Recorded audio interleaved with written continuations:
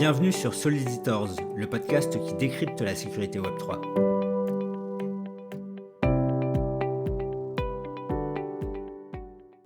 Salut Lilian, très content de faire cet épisode avec toi.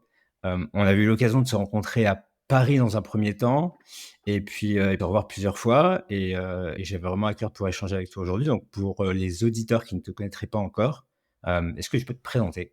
Ouais, bien sûr, ouais.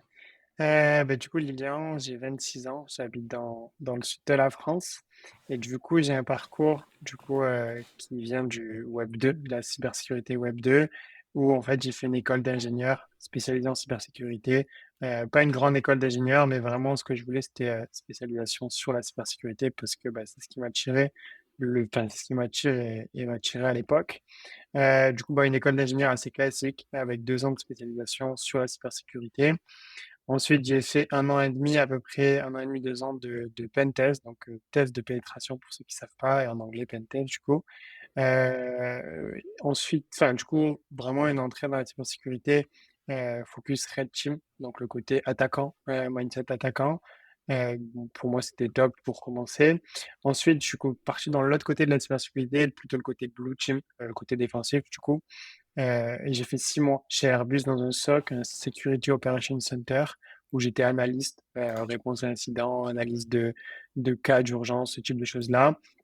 Et ensuite, j'ai fait un rôle assez transverse chez Orange Cyberdéfense de à peu près 1 an et demi dans un VOC, un Vulnerability Operations Center, où là, on faisait plus du management de vulnérabilité en gros. Et voilà pour ma présentation. Ensuite, on va parler du Web3 par la suite, mais pour l'instant, ma présentation pro, en tout cas, c'est celle-là. Super intéressant, et justement pour contextualiser, on a eu l'occasion de faire une présentation ensemble, à Paris avec un partenariat avec Ethereum France, et justement le sujet de ta présentation, c'était ça, un peu les divergences entre, la sécu web 2 et la sécu web 3, mais avant d'en passer à tes raisons, ou plutôt tes motivations à venir dans la sécu web 3, comment tu es tombé dans la sécu web 2? Tu dis que tu as fait une école parce que tu étais intéressé par ça, je dirais, dès le début. Qu'est-ce qui a fait que tu as eu cet intérêt pour la sécu web 2? Mais j'ai toujours aimé comprendre, que c'est une bonne question. J'ai toujours aimé comprendre en fait comment les choses marchaient et ça allait vraiment de l'ampoule où là il y a de la lumière jusqu'à la télévision. Et du coup, depuis petit, en gros, je m'amusais à démonter des choses et à essayer de les reconstruire, mais surtout à essayer de les faire marcher d'une autre manière que celle pour laquelle elles ont été faites. Ça a commencé du coup par un drone. La première chose que j'ai pu démonter, c'était un petit drone, un petit cadeau de Noël que j'avais eu, un petit drone. J'essayais de le démonter pour voir comment ça fonctionnait. Au Ils début, devaient être quand je contents, l'ai tes parents. ouais, au début, quand je l'ai remonté, ça fonctionnait pas trop. J'ai pété pas mal de choses en faisant ça.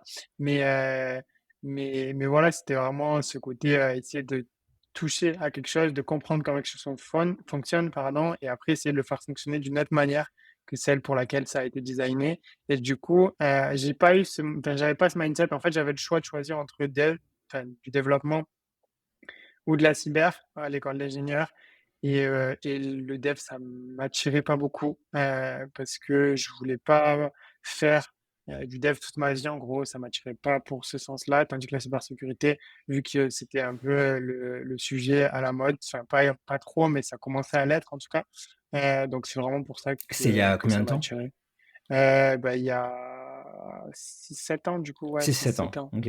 Ouais, c'est Ouais, à vrai que peu c'était près, ouais. moins aujourd'hui, la cybersécu, on entend parler absolument partout, mais il y a 6-7 ans, c'est peut-être un peu moins le cas, ouais. À l'époque, c'était pas le cas, mais il y avait quand même une grosse demande. C'est vrai que, je sais qu'il y a des domaines dans lesquels c'est assez compliqué d'avoir du travail. Aujourd'hui, en tant que cyber security engineer, en gros, entre guillemets, sans être très prétentieux, c'est vrai qu'on a beaucoup de demandes sur LinkedIn. On a une demande par jour ou une, deux demandes par jour. Donc, à l'époque, c'était déjà à peu près le cas. Donc ça aussi, c'était aussi un facteur de choix. Mais vraiment, la cybersécurité, ça m'a tiré beaucoup à l'époque déjà. Et alors, avant d'en venir, à la partie web 3, ou cybersécu dans la web 3, je dirais, je suis particulièrement intéressé d'en savoir un peu plus sur à quoi ressemble le day to day d'un security engineer dans le web 2, du coup chez Thales, Airbus et Orange que tu as fait. Parce que c'est vrai que beaucoup sont des anciens devs du web 2, mais assez peu ont un background, comme le tien. Et du coup, je me posais des questions et c'est un des sujets que tu avais présenté à Paris de voilà, ça ressemble à quoi une journée, d'un pentester, chez Thales? Bon après chez Airbus et chez Orange, tu m'as dit que c'était un petit peu différent, mais comment tu décrirais ton métier pour, les novices qui n'en ont pas fait?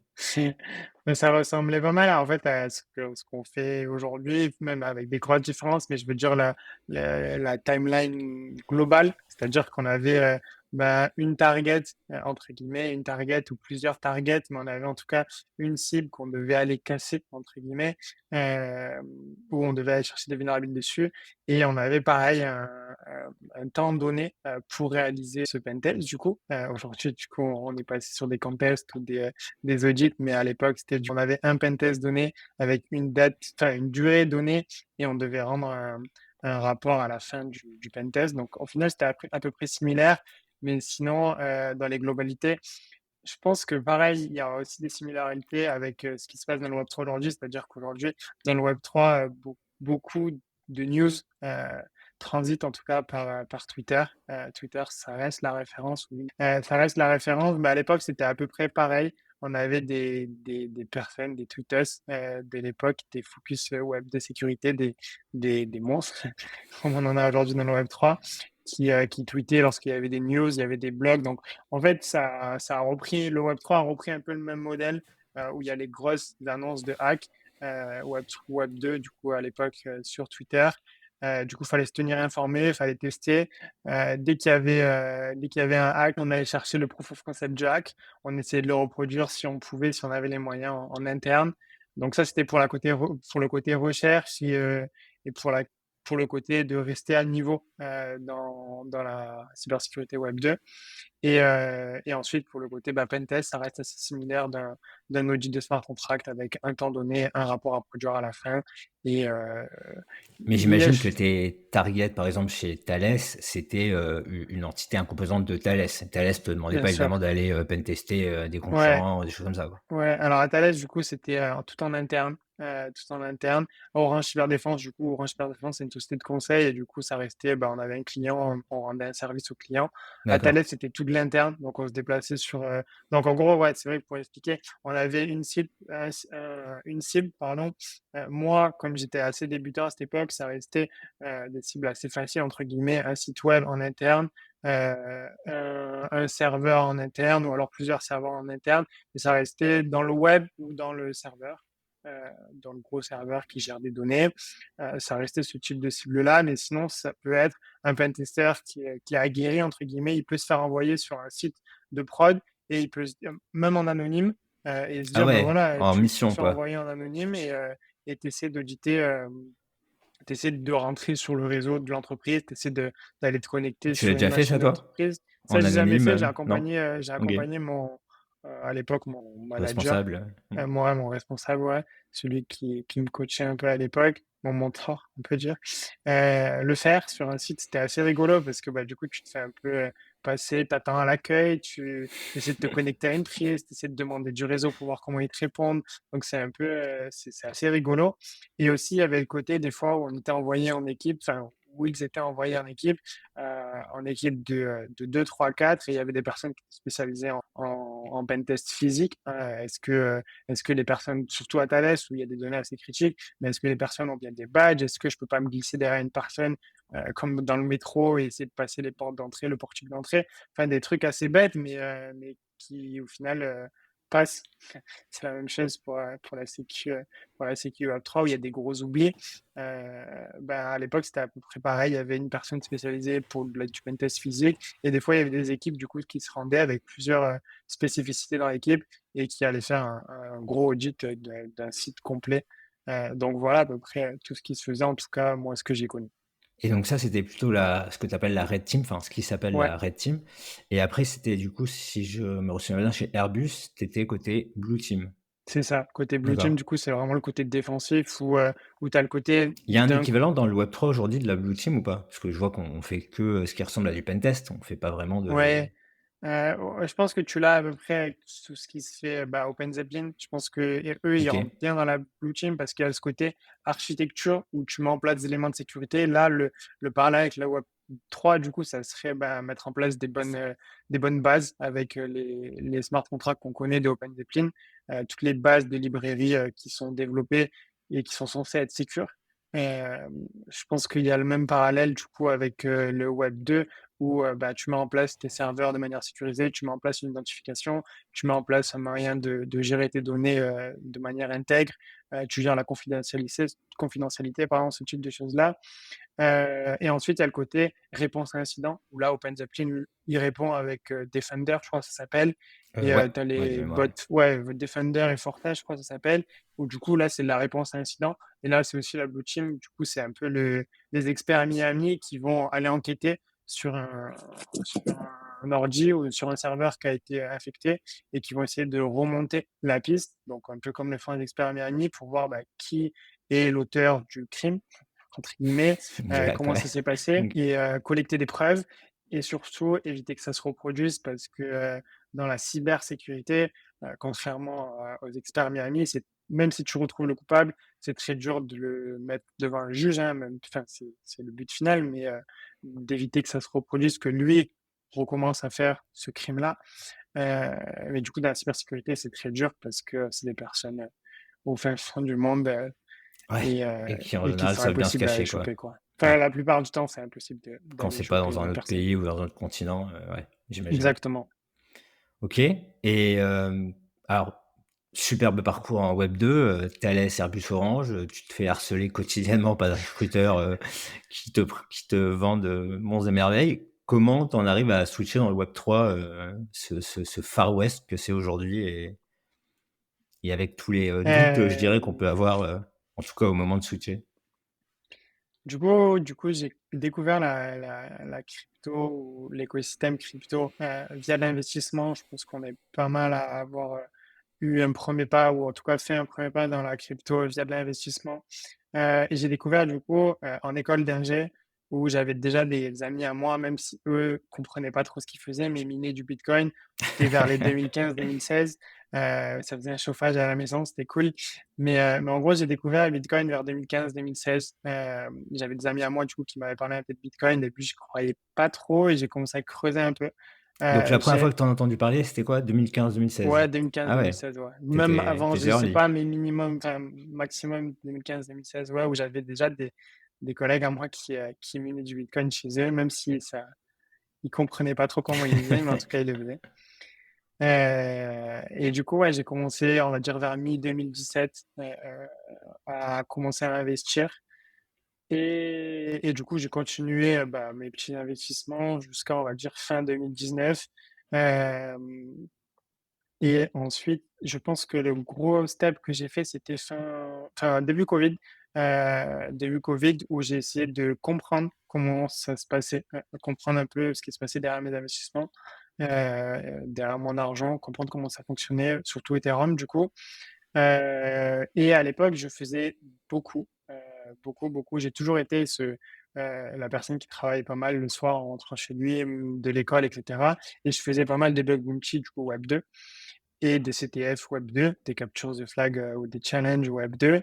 Et petit à petit, en gros, tout le temps que je passais en dehors de mon travail, en dehors de mes études, sur du bug bounty ou du CTF Web 2, ça a switché petit à petit, vraiment petit à petit, mais ça a switché vers le Web 3 à la découverte de Solidity au début, pour comprendre comment fonctionnait. Enfin non, même avant Solidity, c'était comprendre comment fonctionne l'architecture Ethereum, comment fonctionne, comment on mine un bloc, qu'est-ce qu'un bloc, ce type de choses-là. Vraiment comment fonctionne bah, l'Ethereum Virtual Machine du coup.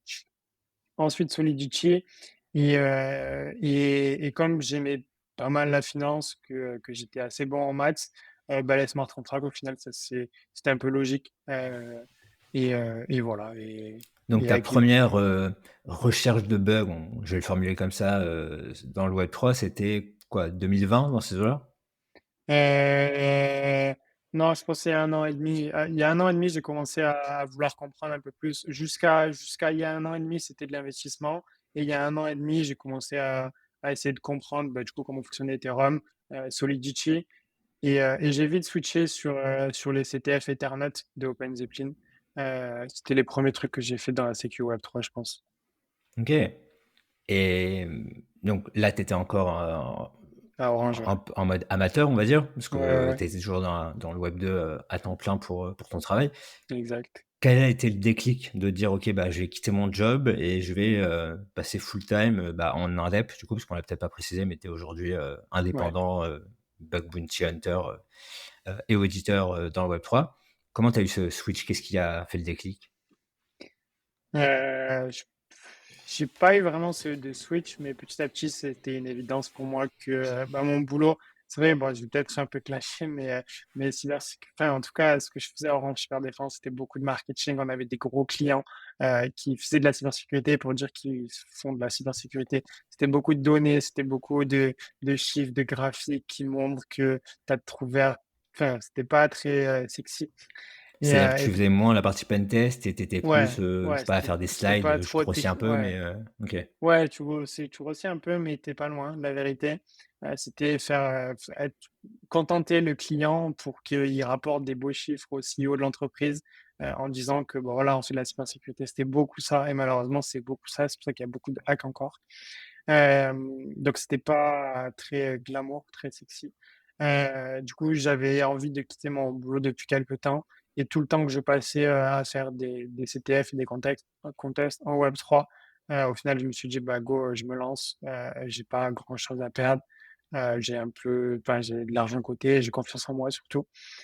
Et au final, bah, même si je me trompe, voilà, pour reprendre un peu ce qu'on a dit au début, je pourrais quand même retomber sur un boulot, web 2 cybersécurité, je me fais pas de soucis là-dessus. Donc, je prenais pas trop de risques, j'avais envie de le tenter. C'était pas trop un déclic, plus une évidence. Et tu as eu des premières res victoires, je dirais, avant de passer le cap qui t'ont fait dire: «OK, ça va être facile», ou pas d'ailleurs, mais juste en disant: «Bon, bah, je suis vraiment bon là-dedans»?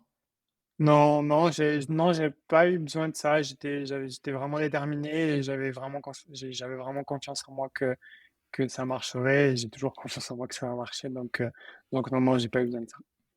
Ouais, donc ça fait du coup, officiellement, on va dire, depuis quand est-ce que tu es indep, smart Ça contract fait à peu creator? près 6 7 mois, 6 7 mois. 6-7 mois? OK. Et du Ouais. coup, déjà de l'expérience que tu as là, plus, ce que tu faisais avant un peu en amateur, quelle différence tu vois par rapport, à alors plutôt par rapport à pentester, je dirais de la sécu web 2, parce que c'est ce qui s'y rapproche le plus de. Un point fort pour moi par rapport à ce que je fais aujourd'hui, par rapport à ce que je faisais avant, c'est qu'aujourd'hui, c'est tout le temps des choses différentes, c'est tout le temps des choses «nouvelles» entre guillemets. C'est surtout ça sur lequel, je voudrais mettre le point, c'est que c'est tout le temps des choses nouvelles. À chaque fois qu'on utilise un protocole, c'est des nouvelles choses qu'on doit apprendre, qu'on doit comprendre et ça, c'est super enrichissant, en tout cas pour quelqu'un comme moi qui aime apprendre, qui aime découvrir des nouvelles choses.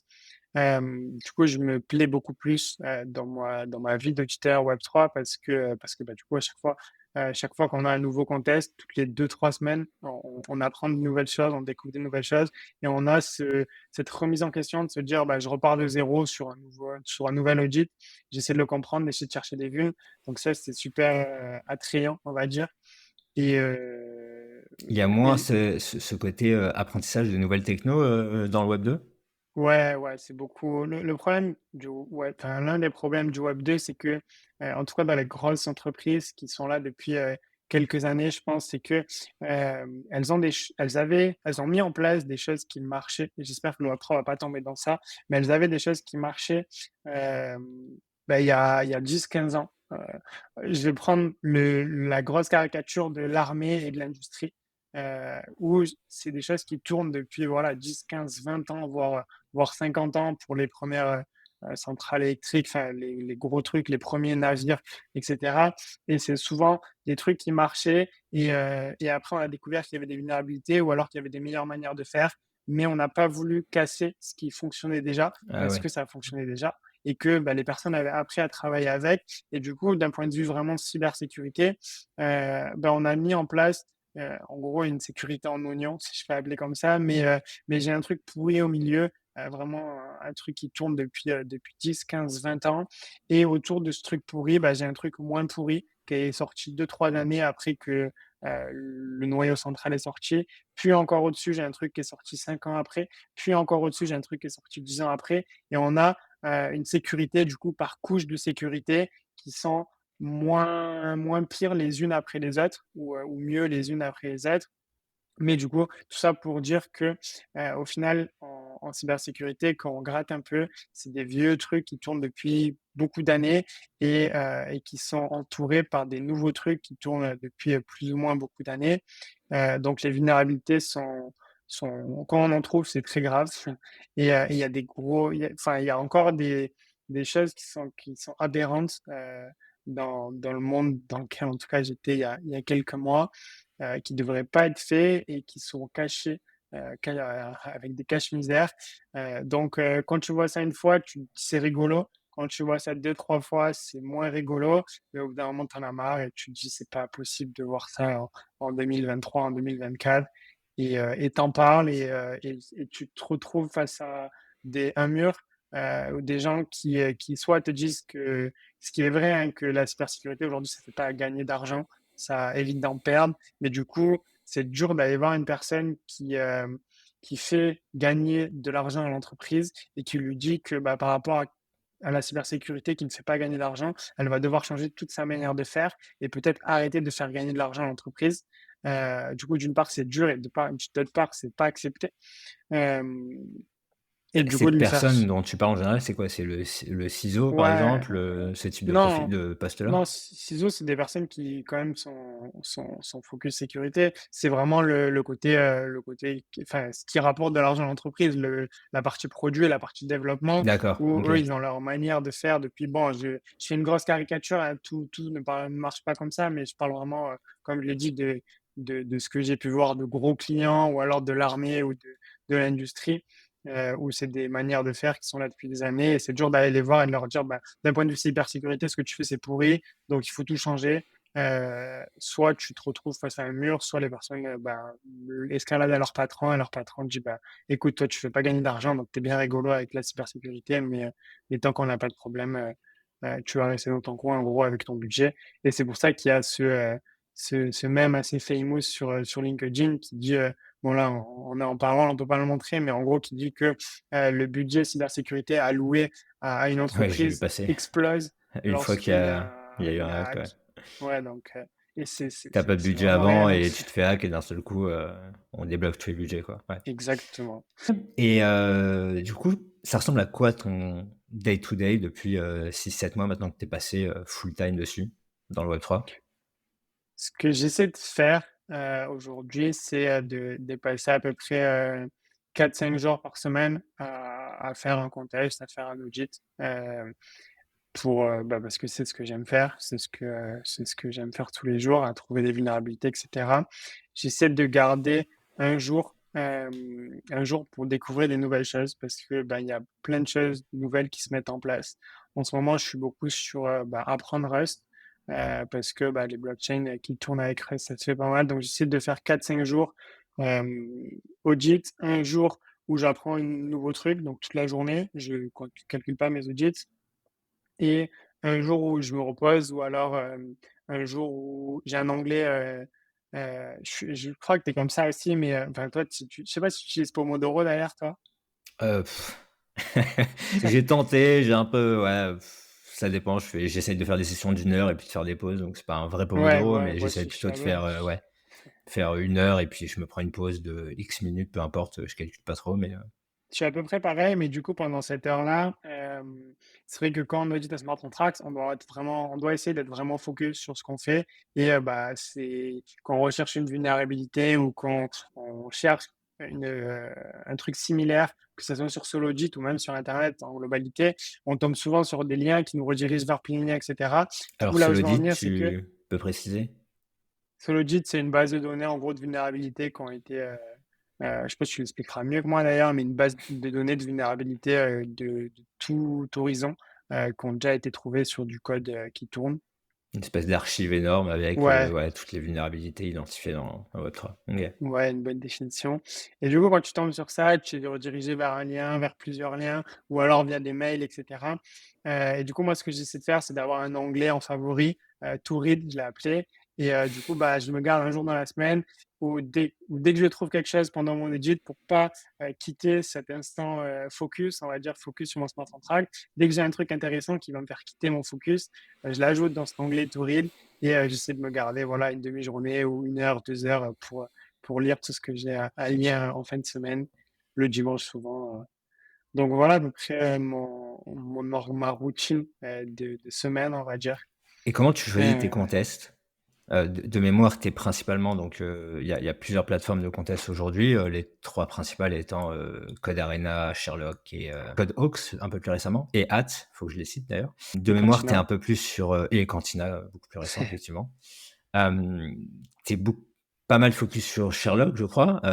Pourquoi? Et puis, de manière plus générale, comment tu choisis tes contests? Parce que surtout en ce moment, il y en a je crois, 12 en même temps là. Ouais. Du coup, pourquoi c'est une bonne question. Pourquoi j'ai focus sur Sherlock au début? Quand j'ai découvert les contests, j'avais plus cette envie d'apprendre que cette envie d'avoir des résultats. Et à l'époque, il n'y avait pas le rôle backstage. Le rôle backstage sur Code Arena, c'est un rôle où tu as backstage. Du coup, tu as le droit de voir les vulnérabilités qui ont été trouvées par les personnes qui ont participé à l'audit. Tu as le droit d'aider les juges, etc. Donc, tu as plus de visibilité, en tout cas, sur ce qui se passe sur l'audit après l'audit. Dès la À fin de l'époque, l'audit quoi, ouais. Dès la fin du pardon? contest. Le Ouais, rôle backstage, c'est dès la fin du contest, en fait, tu peux directement, 10 minutes après que le contest soit fini, voir tout ce qui a été submit, quoi. Toutes les exactement. vulnérabilités qui ont été, soumises, ouais. Exactement. Et du coup, à l'époque où j'ai découvert les contests, il n'y avait pas ça sur Code Arena. Mais par contre, sur Sherlock, il y avait déjà les judging audits, les audits de juges, du coup, où ça te permettait de voir directement les vulnérabilités qui ont été trouvées, comme le backstage role, durant un audit par tous les auditeurs qui ont participé à cet audit. Et ça, en termes d'apprentissage, c'est trop bien parce que tu as une boucle d'apprentissage qui est super rapide. Tu peux voir ce que tu as raté, tu peux voir comment tu l'as raté, comment tu aurais pu ne pas le rater et comment tu vas l'améliorer. Et du coup, bah, j'ai découvert Sherlock comme ça. Ça m'a énormément plu pour ça et du coup, j'ai continué à être fidèle, entre guillemets, à Sherlock, même si de plus en plus, je switch entre les deux quand il y a un contest qui me plaît sur une autre plateforme.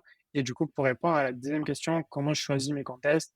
Euh, Soit je lis un peu, ça me plaît. C'est vrai que bon, on a tous nos spécialités, je pense. Moi, j'aime bien tout ce qui est borrowing, landing, gouvernance, ou alors simple protocole qui veut développer un jeu, comme en ce moment il y a Luxrare. Donc j'aime bien tous ces trucs assez classiques où il y a des mathématiques, où il y a de la finance.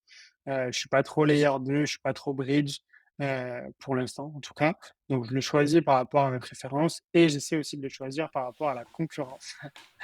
Et j'essaie d'aller là où les autres ne vont pas.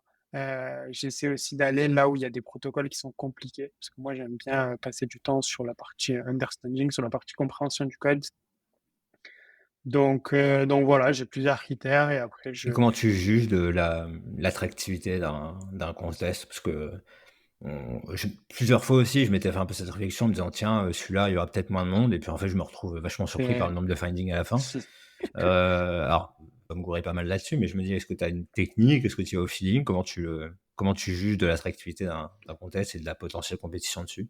Je pense que la difficulté du code, c'est une grosse barrière à l'entrée pour pas mal de personnes. En tout cas, peut-être pas une barrière à l'entrée, mais vu que surtout en ce moment, il y a beaucoup de contests, je pense, hein, encore une fois, je peux me tromper, comme tu t'es trompé, comme je me suis trompé aussi, mais je pense que découvrir du code, et ne pas arriver à lire, quelques lignes, je pense que c'est une grosse barrière à beaucoup de personnes. En tout cas pour beaucoup de débutants ou alors des personnes qui veulent faire quelque chose assez vite en dehors de leur, travail. Donc ça, c'est la première raison, la difficulté du code. La deuxième raison, je pense que c'est le price money, bien sûr. Mmh. Les gros auditeurs sont attirés par enfin les auditeurs très forts sont attirés par des grosses sommes. Donc je pense que ça, c'est une deuxième pas barrière, mais du coup un filtre et même les beginners, en vrai, les débutants, c'est des personnes qui sont attirées aussi par l'argent, je pense, comme tout le monde, hein, mais du coup, je pense qu'en fonction s'il y a des petits prize money ou pas énormes et qu'il y a une grosse difficulté du code, je pense, en tout cas, c'est ma stratégie, on verra si elle s'avère bonne ou pas, mais je pense que c'est un gage de qualité ou de preuve qu'il y aura pas grand monde sur les contests. Après, en ce moment, comme il y en a énormément, je pense que la concurrence est assez divisée par le nombre de contests. Donc, en ce moment, c'est pas trop dur, je pense. Et donc tu fais principalement des public contest, on appelle ça en solo, sur les différentes plateformes qu'on a citées. Tu as déjà essayé les autres types d'audits, genre, Bug Bounty sur Eminify, genre, Team Audit, Private, je dois peut-être en oublier un de plus, mais, les autres formes, de d'audit dispo, on va dire? J'ai fait 2 petits audits privés, à la suite d'un résultat qui était pas trop mal sur Sherlock il y a quelques mois. Hem, Bug Bounty du coup, Immunify, j'ai pas testé, mais en tout cas, je vais le faire là dans le mois qui arrive ou dans le prochain mois.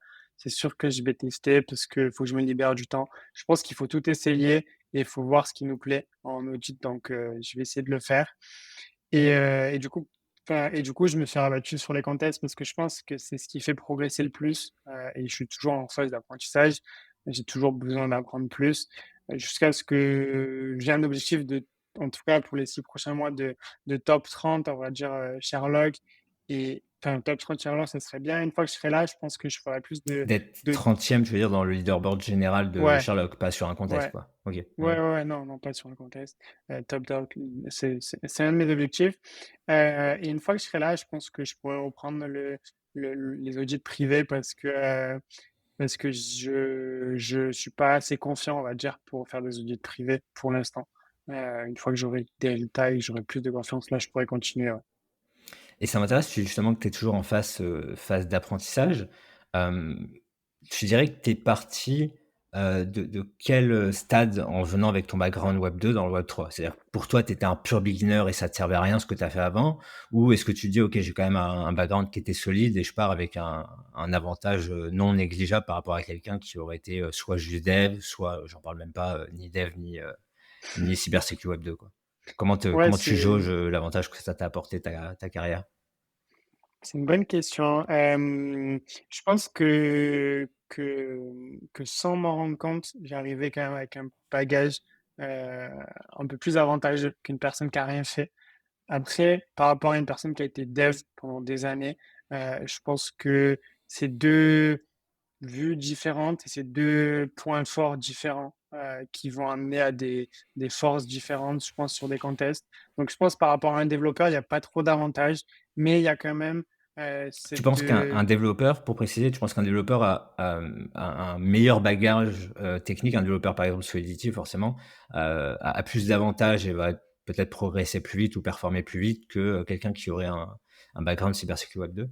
ouais, OK. je pense que oui. Peut-être pas plus vite, peut-être pas qu'il va avoir plus d'avantages. Je pense qu'on aura tous les 2 un avantage, en tout cas sur le début. Après sur la durée, c'est à voir. Mais en tout cas sur le début, on aura tous les 2 un avantage qui sera totalement différent. Il y en a un, il aura plus de facilité à comprendre du code et l'autre, il aura plus de facilité à trouver des vulnes dans le code, mais ces 2 parties sont trop importantes en contest pour dire que l'une apporte plus que l'autre. Mais ouais, voilà, je pense que c'est 2 gros avantages et que ça m'a apporté aussi, ce bagage web 2, cybersécurité, ça m'a apporté la confiance. Je pense que c'est super important la confiance. On a pas mal d'auditeurs qui font un gros contest. Enfin, Milo Trek, par exemple, il a fait un contest, il a tout cassé et derrière il a tout cassé pendant des Ouais. mois. Tu vois? Donc il y a quand même ce déclic qui est en résonance avec la confiance que tu vas avoir par rapport à toi-même, à la confiance que tu vas avoir par rapport à trouver des bugs. Donc je pense que ça, c'était quelque chose que j'avais, qui m'a quand même, aidé. Mais après sur la durée, je pense que tout le monde, a la même chance. Globalement 2 gros piliers, je grossis un peu le trait, mais c'est, la compréhension du code en tant que Ouais, tel et ce qu'on appelle le hacker mindset, quoi, le c'est attacker vrai. mindset. Donc c'est un, comprendre ce que fait le code et 2, bah, comment est-ce que je vais péter ça, quoi. L'attacker mindset, forcément, c'est un truc, tu as dû t'entraîner, énormément et je Ouais. pense que ça a dû t'apporter beaucoup de ta carrière avant. Mais la compréhension du code, est-ce qu'elle est aussi importante dans le web 2 qu'elles est dans le web 3? Ou Non. est-ce qu'on a moins besoin de mon impression, après, c'est purement novice là-dedans, mais j'ai l'impression qu'on a peut-être moins besoin de comprendre précisément le code, du JavaScript ou je t'avoue que je sais même pas trop dans quoi on fait du pentest dans le web 2 d'ailleurs. Python, JavaScript, les langages classiques par rapport à la compréhension que nous, on est obligé d'avoir et par exemple, du low level, dans le VM et toutes ces choses-là, quoi. Ouais, je pense que Web 2, il y a beaucoup moins besoin. Il y a très peu besoin.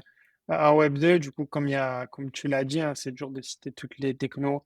tu as besoin d'avoir des connaissances en web, tu as besoin d'avoir de plus en plus de connaissances en cloud, tu as besoin d'avoir des connaissances en développement, du coup.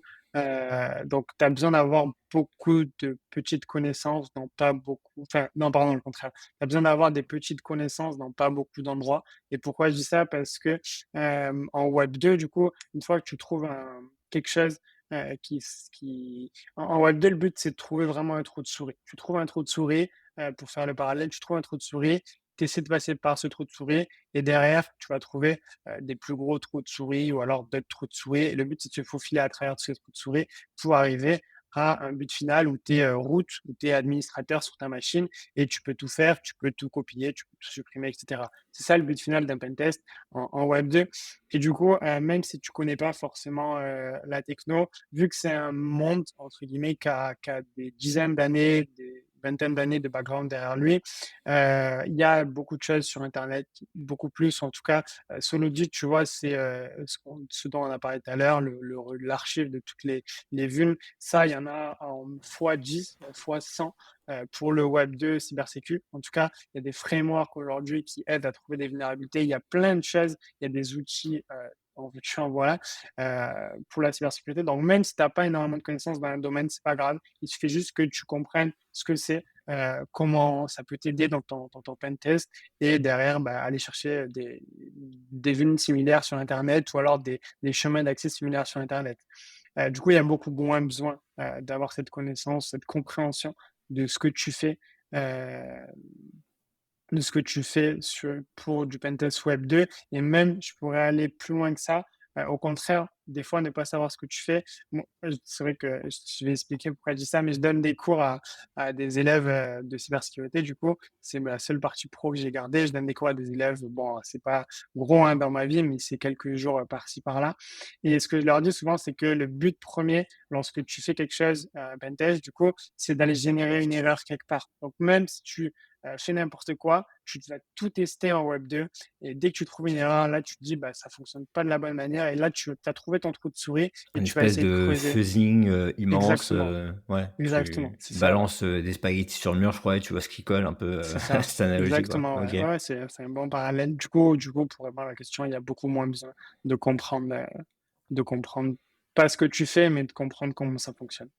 Et tu parlais tout à l'heure d'outils, c'est un des sujets que je voulais évoquer avec toi. J'ai vu passer pas mal de fois, bon, sur, crypto Twitter, sécurité et j'en passe, des avis comme quoi, l'outil qui est aujourd'hui très, très, très manuel va de plus en plus s'automatiser, s'outiller et cetera. Il y a notamment, bah, Trailofbit qui se sont spécialisés là-dessus dès le début. Corrige-moi si je me trompe, mais il me semble dans le web 2, on est vachement sur des outils. Il y a pas trop de j'ouvre le code, je le lis et c'est tout, quoi. Il y a beaucoup, beaucoup d'utilisation d'outils et cetera et la question qui en découle, c'est, quelle est ta vision, toi, de notre outil aujourd'hui? Est-ce que tu penses que comme le web 2, si je dis pas de bêtises, on va, tendre à utiliser des beaucoup d'outils ou est-ce que, ce process très manuel, va rester comme tel avec, touche ton code, tu lis, tu trouves des vulnérabilités, au mieux tu codes un POC, mais ça va pas beaucoup plus loin que ça en termes d'outils, quoi? Du coup, non, je pense pas. Du coup, je pense que déjà, en Web 2, c'est vrai qu'il y a beaucoup de gros outils, il y a beaucoup qui sont utilisés par plein de gens qui font des audits, mais il y a quand même ce clash entre audit automatisé VS audit manuel, et l'audit manuel, même en Web 2, hein, va 1000 fois plus loin, en tout cas en termes de ce que tu peux trouver qu'un audit automatisé avec un gros outil. Euh, donc, je pense que Web3, ça va être pareil. Il y aura des outils qui vont sortir de plus en plus forts. On peut le voir avec Audit Wizard, qui a l'air pas mal. Bon, j'ai jamais testé. Enfin, Mais si, s j'ai testé un petit sans peu, parler mais d'automatisation, je voulais dire par exemple, sur le Web3 aujourd'hui dans la partie manuelle, sans parler vraiment d'automatisation, mais plus de, tu ouvres ton code sur VS Code, tu lis et tu écris un rapport. Est-ce que sur Web2 c'est pareil quand tu fais pas de l'automatisation ou est-ce que quand même tu utilises Burp Suite je crois ça ouais, s'appelle, ouais. je crois qu'il y a 2 autres outils comme ça et de mémoire, enfin de mémoire, de ma compréhension, mais encore une fois je peux totalement me tromper, il y a pas vraiment sur le Web2 de tu ouvres un code sur VS Code, tu lis et tu écris un rapport. Tu utilises toujours des outils par-ci par-là, non? Tu Ou utilises pas? toujours des outils, mais tu peux chaîner des outils, tu peux développer tes propres outils. En tout cas, moi, je sais que les meilleurs pentesters, c'est ceux qui utilisent des outils, oui, en tout cas, qui savent que certains outils existent pour certaines certaines technos que tu vas auditer, tu vas pentester, mais l'audit manuel, ça reste quand même, tes outils, tes propres scripts, tes propres manières d'auditer, ton propre process, ça reste quand même, largement meilleur que l'audit, avec des outils. Et toi, tu as adapté ce mode de fonctionnement, à ton process Web3 aujourd'hui ou tu es plutôt très, manuel, Ouais, non, beaucoup. Non, j'utilise pas trop d'outils. Du coup, non, j'ai pas la réponse, c'est non, j'ai pas adapté à ce que je faisais en Web 2. En Web 2, bah, j'étais un peu côté, j'avais beaucoup d'outils et derrière, je faisais du manuel. En Web 3, aujourd'hui, je fais presque, enfin, en tout cas, j'utilise les outils assez classiques, on va dire Remix, Foundry, euh, VS Code, Arlet, ces types de frameworks assez faciles de développement. Mais j'utilise pas d'outils. OK. Et par manque de temps de développer tes propres outils ou parce que tu trouves qu'il y en a pas, l'importance ou l'utilité dans Ouais, j'y crois. En fait, c'est surtout aujourd'hui en contexte, là où tu vas gagner le plus d'argent, où tu vas trouver les meilleures vulnérabilités, c'est quand tu vas te différencier de la masse. Si tu utilises un outil qui est facile à utiliser, bah, tu vas trouver ce que tout le monde trouve. Donc moi, c'est pas ce que je veux. En tout cas, c'est pas là où je veux progresser. Je fais que de l'audit manuel. OK. Et il y a justement un deuxième sujet par rapport à ça, donc pas sur la partie outillage, mais plus sur la partie, spécialisation. De plus en plus, on voit passer ça sur Twitter, les gens qui disent: «Bah, l'avenir, ça sera, C'est de vrai. se spécialiser». En dehors même de ce qu'on fait maintenant, moi, c'est vrai que c'est quelque chose dans lequel j'ai toujours cru, qu'importe Ouais, ton métier ou ton domaine, il y a toujours, des spécialistes qui se détachent et qui, bah, forcément brillent plus que les autres dans leur domaine. Est-ce que un c'est le cas dans le web 2? Est-ce que dans le web 2 on est plutôt des généralistes où il y a aussi, j'imagine des experts dans, telle ou telle techno? Et qu'est-ce que tu penses que le web 3 va devenir? Ou plutôt est-ce que tu penses qu'on tend vers une spécialisation aussi comme ça, dans nos métiers? ouais, alors en Web 2, il y a ces experts, il y a ces experts Java, il y a ces experts cloud, et du coup, bah ouais, c'est les meilleurs parce que bah, c'est des experts dans leur domaine. Donc il y a ça, et je pense aussi qu'on va tirer vers ça en Web 3 parce qu'il y a de plus en plus de techno, même si ça reste du smart contract, mais ZK Knowledge, mais Layer 2, mais l'engine borrowing, mais toutes ces petites spécificités font que, bah, il y a des personnes qui ont des préférences dont nous on en fait partie, hein, on a tous nos préférences, et on préfère auditer et on va devenir meilleur dans ce qu'on fait tous les jours. Donc je pense vraiment qu'on va tirer vers ça et tirer vers ces team audits où chacun a sa spécificité et chacun est très fort dans ce qu'il fait, et ça fera de bons résultats comme ça en fait déjà, enfin, il y a déjà des exemples de ça, donc ouais, ouais, ça j'y crois très fort.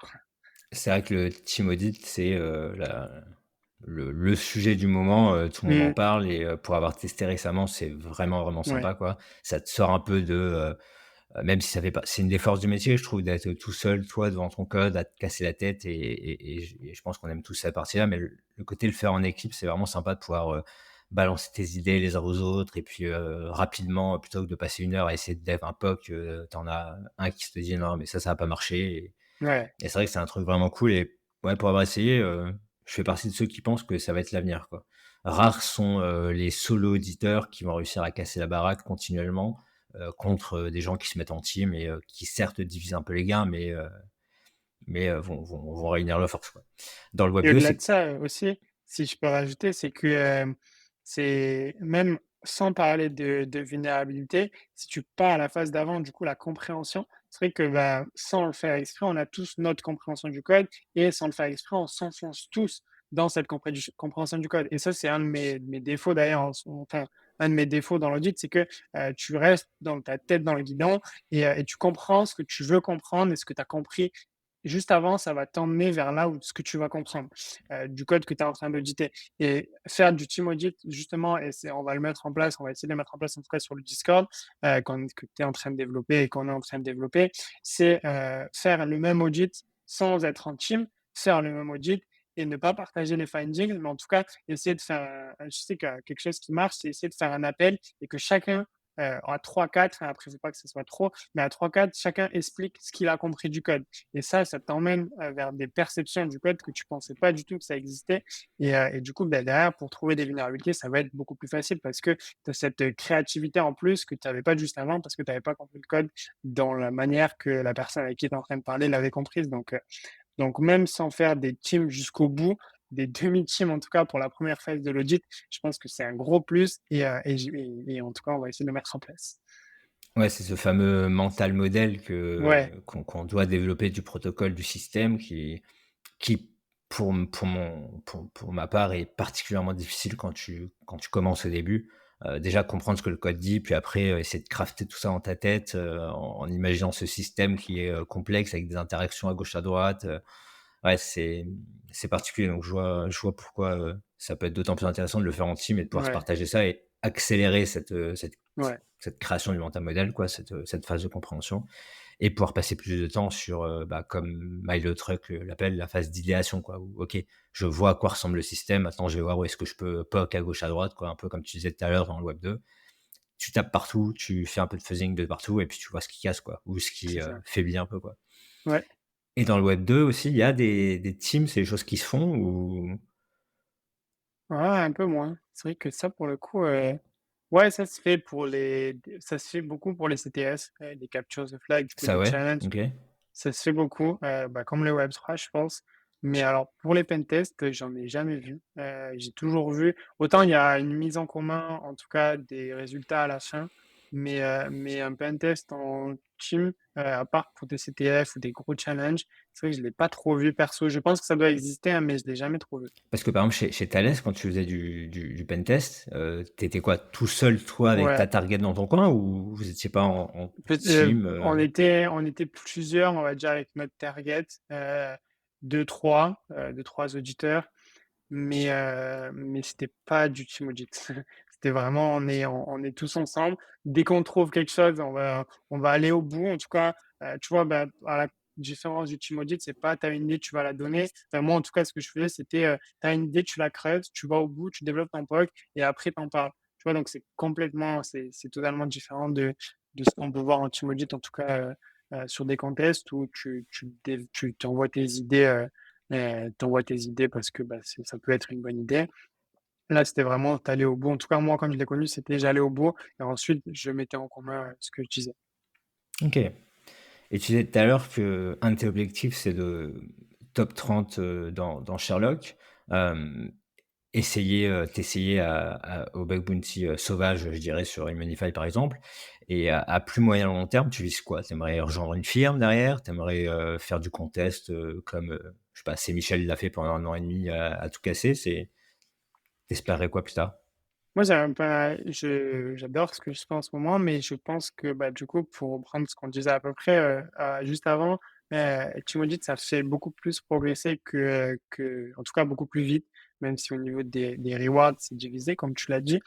Donc rejoindre une team, rejoindre une firme, ça serait cool. Franchement, aujourd'hui, je serais pas contre, si on me le propose. Je suis pas là à postuler, hein. Si ça doit venir à moi, ça viendra à moi. Je suis pas là à postuler. Pour l'instant, ce que je fais, c'est très bien. Et la communauté qu'on développe sur Discord, bah, elle est très cool aussi. Il y a des gens très talentueux. Donc aujourd'hui, ça me suffit. Mais rejoindre une team, je serais pas contre du coup. Euh, et objectif long terme, par contre, je pense qu'une fois que j'aurai pas mal de confiance en moi et que j'aurai un assez bon niveau, un très bon niveau, faire des audits privés, c'est cool. Rejoindre un truc comme Spiritbit, c'est très cool aussi, je pense. Donc être libre. euh, et un des gros objectifs que j'ai, c'est l'itinéraire Watson quand même sur Sherlock, parce que j'ai commencé avec Sherlock. Et ça, je ne lâcherai pas en avoir obtenu. Donc ça, c'est un de mes gros objectifs. Mais après, sur plus longue durée, moi, je serais plus dans ouvrir ma boîte d'audit que rejoindre une boîte d'audit au final, à la Ah fin de ouais? la fin, enfin, dans 4-5 ans. Ouais, j'aime bien, L'ouvrir j'aime et arrêter l'audit pour du coup faire, plus, management, business et cetera ou l'ouvrir en l'ouvrir. Je pense charbonner avec les personnes avec qui l'ouvriront avec moi ou que je recruterai.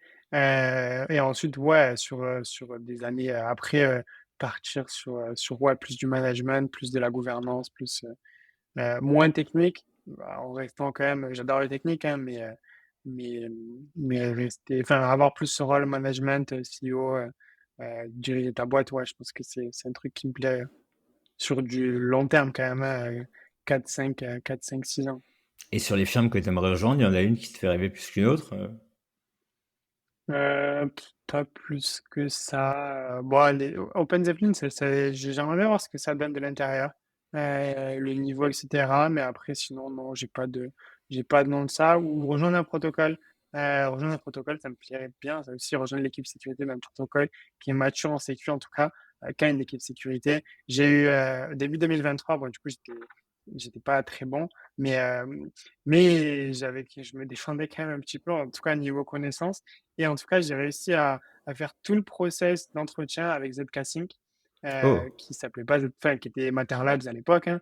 Et c'était vraiment janvier 2023, hein. Je me rappelle trop bien. Et j'ai passé tous les entretiens techniques. Euh, du coup, j'ai fait la connaissance de pas mal de personnes au sein de Zscaler. Et c'était trop cool. J'ai vraiment aimé et j'ai découvert comment ça fonctionnait de l'intérieur jusqu'au dernier entretien avec le CEO.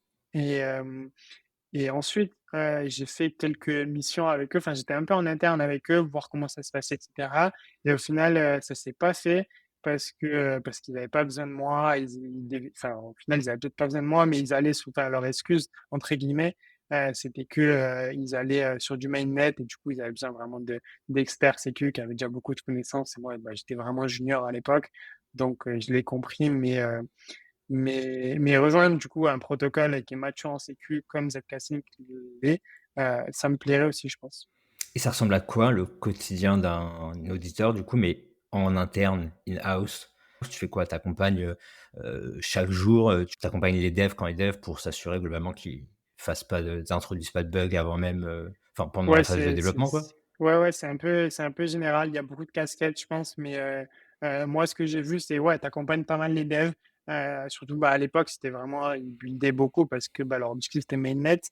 Donc ça buildait beaucoup, ça développait beaucoup. Donc eux, ils étaient là à s'assurer que ça fonctionne, à rechercher des nouvelles connaissances ou à se tenir au courant. Donc il y avait une grosse partie, je corrige ce que mes devs font, et une grosse partie, je me tiens au courant de ce que le monde Web3, l'écosystème Web3 sécu fait.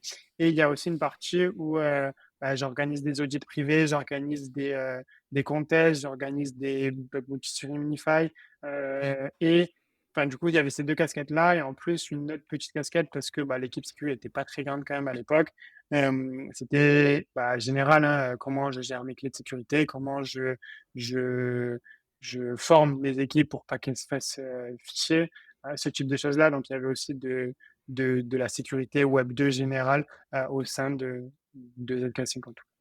Ouais, parce que c'est vrai que c'est une critique qu'on a pas mal dans l'écosystème en ce moment, c'est qu'on Et est ouais. très, très, très focus, sécurité smart contract et je sais plus, je crois que c'est Cyfrint qui avait sorti, un récap il y a pas longtemps, des hacks de l'année dernière et on se rend compte que, bah, les rug pulls et les vols de clés privées, c'était bien au-dessus de la fameuse réinformatique que tout le monde apprend Et aujourd'hui, ouais. quoi. Et ouais. Donc ouais, c'est un mot qu'on voit souvent passer, je dirais, au sein de personnes assez influenceuses sur Twitter, c'est-à-dire, bah, faut arrêter de focus, enfin, faut pas arrêter, mais il faut pas que focus là-dessus, quoi.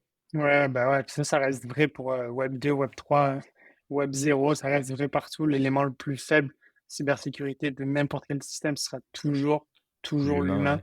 ouais. Ouais, Donc, je l'ai entendu celle-là. donc ouais, ouais, faire de la vulgariser ce que tu es en train de faire, apprendre des bonnes politiques et des bonnes méthodologies de sécurité. Parce que dans une entreprise, dans un projet, il y aura toujours des personnes qui seront ni dev, ni cybersecurity engineer et que les hackers, les vrais, enfin, les vrais black hats se dirigeront toujours vers ces personnes-là. On a vu récemment le Calendly, là. C'est des trucs, enfin, ça fait flipper quand Le même. Tu te dis, Calendly? t'as pas vu ça qu'il y a pas mal J'ai vu laisser de, passer de, de, celui-là. de personnes sur Twitter qui envoyaient des messages, qui voulaient faire un podcast ou alors un entretien pour répondre. Ils se faisaient passer pour une grande firme Ah oui! Je crois dans qu'il y a un même Asher, journal. l'influenceur français HR, là, qui exactement, s'est ouais, fait avoir ouais, il y en aussi, a ouais. plein, Ah il y en ouais, a j'ai vu. plein, plein qui se font avoir et du coup, ça te redirige vers un truc pour prendre un rendez-vous, un lien pour prendre un rendez-vous de 15 minutes, ça te demande ton lien Twitter et finalement, ouais, ça, enfin, bref. En gros, le hacker est capable de poster quelque chose à travers ton Ouais, compte Twitter, c'est ça, ouais. Ah c'est ouais, j'ai vu ça, c'est passer ça. ça, quoi. Donc voilà, faire gaffe là où tu cliques Aujourd'hui, c'est devenu la base et il y a peu de personnes qui ont cette base, même des experts en sécu, même des experts en dev et encore plus les personnes qui sont ni dev ni sécu. Donc, ouais, ouais, il y a une grosse partie de ça aussi. Et question très générale, je dirais, quel est ton avis sur, l'industrie, Web3 Sec d'aujourd'hui? Parce que tu viens du coup d'une industrie beaucoup plus classique, en plus d'être dans la cybersécu Web2, tu étais dans les grands groupes. J'ai bossé aussi en grand groupe, donc je vois à peu près, l'environnement dans lequel tu as pu évoluer. Là, tu arrives dans le Web3 Sec, les plus gros protocoles, ils ont des licornes comme Icône, ils ont vraiment qu'est-ce que tu en penses, toi qui viens d'une industrie, à la fois proche et en même temps totalement différente? Et puis comment tu vois évoluer l'industrie dans laquelle on est aujourd'hui dans les mois, les années à venir? Je pense que vu que c'est un monde libre, et qu'il y a eu quand même une grosse maturité qui a été mise en place très vite parce que, bah, les hacks font mal en Web3. On en a parlé pas mal pendant la conférence, mais aujourd'hui en Web3, tu pas de seconde chance ou très peu de seconde chance lorsque tu te fais hacker, c'est out, c'est tes utilisateurs perdent de l'argent et le protocole finit bankrupt il y a très peu de seconde chance donc ça, c'est un «bon point» entre guillemets qui fait que les personnes, les protocoles en tout cas, ont dû apprendre très vite, ont dû se mettre au niveau très vite de manière sécurisée, enfin d'un point de vue sécurité et du coup aujourd'hui, si tu veux faire les choses bien, on l'a vu avec Morpho, pareil à la conférence, qui est un protocole, par des cofondateurs français. Hem, Si tu veux faire les choses bien, en tout cas, il y a moyen de faire les choses bien, et de les faire très bien. Bon OK, ça coûte beaucoup d'argent, mais en tout cas, si tu as les moyens et si tu veux faire les choses bien, il y a moyen de les faire bien. Après, le côté pas bien, enfin moins bien en tout cas de l'écosystème crypto, c'est que si tu veux ne pas faire les choses bien et faire les choses vite, du coup, tu peux le faire aussi. Et je pense que du coup, il y aura toujours ce parallèle entre bah, les protocoles qui sont matures, sécurisés, et ces petits protocoles qui se lancent sans beaucoup de règles, qui veulent faire vite, qui veulent dépasser le concurrent et sortir le produit avant l'autre. Et du coup, ça engendrera toujours des gros bugs, des gros laisser-aller. Mais en tout cas, je pense qu'on est dans un monde, enfin, l'écosystème Web3, il y a énormément de choses qui ont été mises en place pour laisser le choix aux gens de faire les choses bien ou de pas faire les choses bien. Aujourd'hui, il y a de plus en plus ce côté blue team, justement, enfin, par certaines entreprises comme Opel Zeppelin, où il y a la réponse à l'incident qui arrive de plus en plus. Donc, il y a quand même une évolution super rapide qui va continuer dans le bon sens pour moi. Et tu parlais de alors Morpho effectivement qui est une référence aujourd'hui dans la sécurité sur le Web3 et les process qu'ils ont mis en place. Tu as un protocole en tête par qui t'admire particulièrement, tu te dis: «Eux, franchement, ils ont vraiment tout fait parfaitement, côté sécu»? Ben, du coup, ouais, cette casting que je trouve c'est quand même, c'est quand même bien et du coup, j'avais eu même sans avoir accès en interne, à la roadmap, d'un point de vue sécurisé, je pense que c'est beau parce que, déjà, le premier truc, d'un point de vue sécurisé, d'un point de vue sécurité, même pas d'un point de vue sécurité, mais le premier truc à se poser la question lorsque tu fais un protocole ou alors un smart contract, c'est est-ce que tu as vraiment besoin du Web3 aujourd'hui dans ton projet, lorsque tu veux développer un projet, est-ce que tu as vraiment besoin d'un smart contract, de poser ton truc sur la blockchain? Et ça, je pense qu'il y a très peu de protocoles, très peu de personnes qui se la posent cette question, c'est est-ce que tu as vraiment besoin d'un smart contract dans ton projet, dans ce que tu veux faire? Et du coup, une fois que tu as réfléchi à ça et du coup, bah, Zcasting avait réfléchi à ça parce qu'à un problème, ils ont apporté une solution. Je pense que la solution, elle est pas mal aujourd'hui.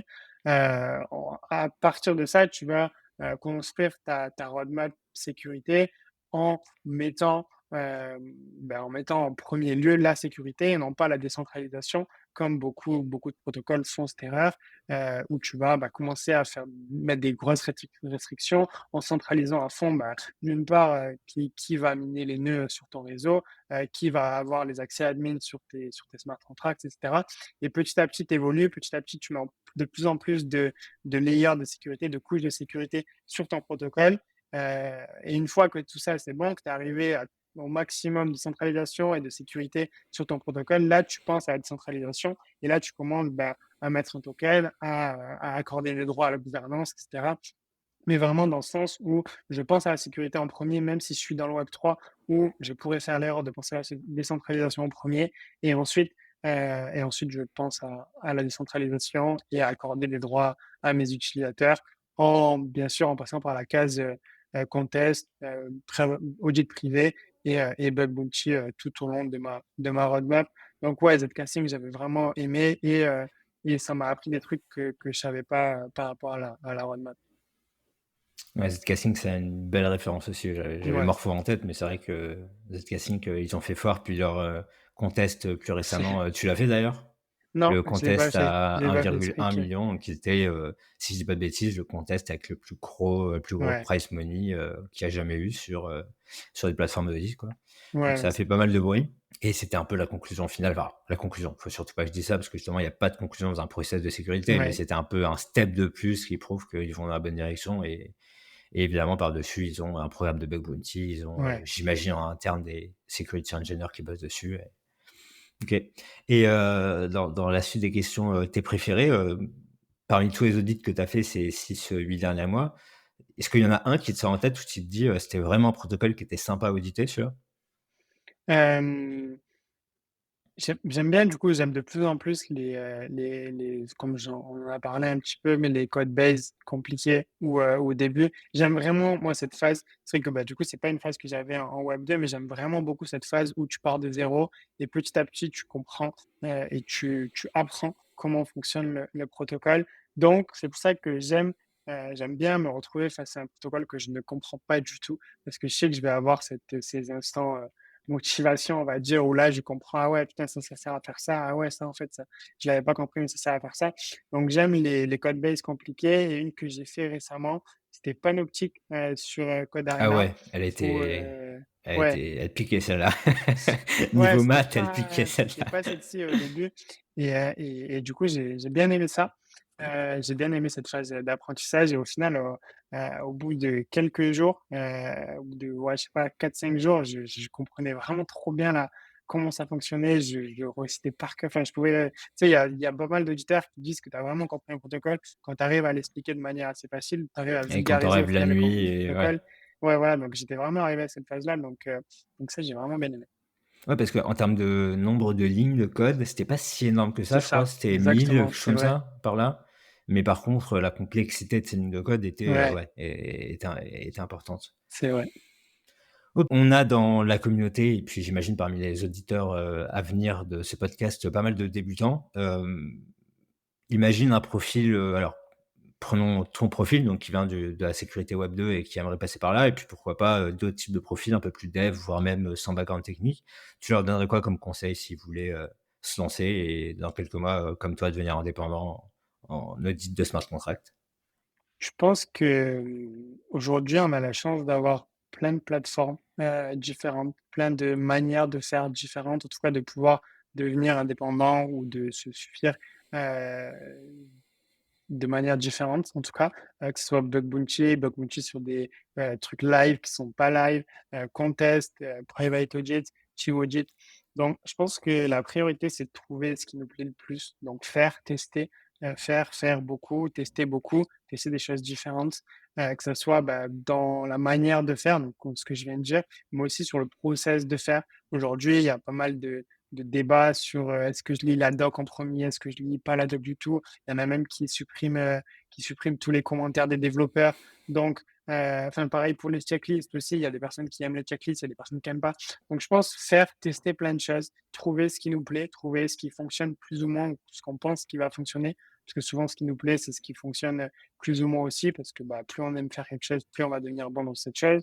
Donc, tester plein de choses, tester plein de manières de faire et trouver ce qui nous va et ensuite le faire jusqu'à avoir des résultats, ne pas se démotiver, focus au début sur l'apprentissage que sur les rewards et voilà, tester, se casser la gueule et de toute façon, c'est la meilleure moyen d'apprendre des choses donc et du coup, le backstage, c'est Code Arena et les audits de juge, hem, Sherlock, c'est bien et il y a je me rappelle plus qui a dit ça, mais ne pas réfléchir à pourquoi j'ai raté une vulnérabilité, mais réfléchir à comment enfin, quelle connaissance avait la personne qui a trouvé cette vulnérabilité. Ça, je pense que c'est vraiment un bel état d'esprit et un état d'esprit qui nous fait progresser donc adopter cet état d'esprit, tout Ouais, simplement. avoir cette, cette boucle courte Ouais, d'apprentissage. Tu fais ton contest, tu trouves pas, mais ouais, après tu fais du coup, le backstage ou le judging sur Sherlock et comme tu l'as très bien dit, chacune des vulnérabilités, tu te dis: «OK,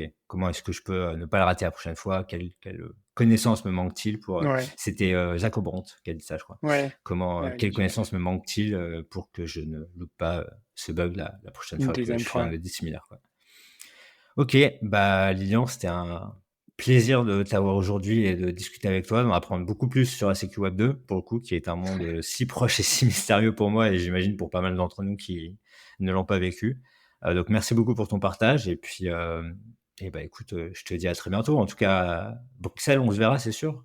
Ouais, Tu bah, ouais. viens à ETHCC, qui Ouais, est ouais, du coup un non, peu ouais. l'événement, incontournable, ETHCC et DSS qui en général vont ensemble, qui sont là où on s'est Ouais. rencontrés il y a pas très loin d'1 an, 6 mois, 8 mois et qui se tiendra l'année prochaine en juillet aussi donc pareil, grand conseil à tous ceux qui nous écoutent, c'est vraiment un bel endroit pour rencontrer des gens, super sympas, faire des belles connaissances et puis, voir un peu à quoi ça ressemble, l'industrie, de notre chambre et de notre PC, quoi. C'est bah, merci à toi, merci pour tout ce que tu fais pour, que ce soit le Discord ou alors les podcasts pour l'écosystème français Web3 sécure, on va dire.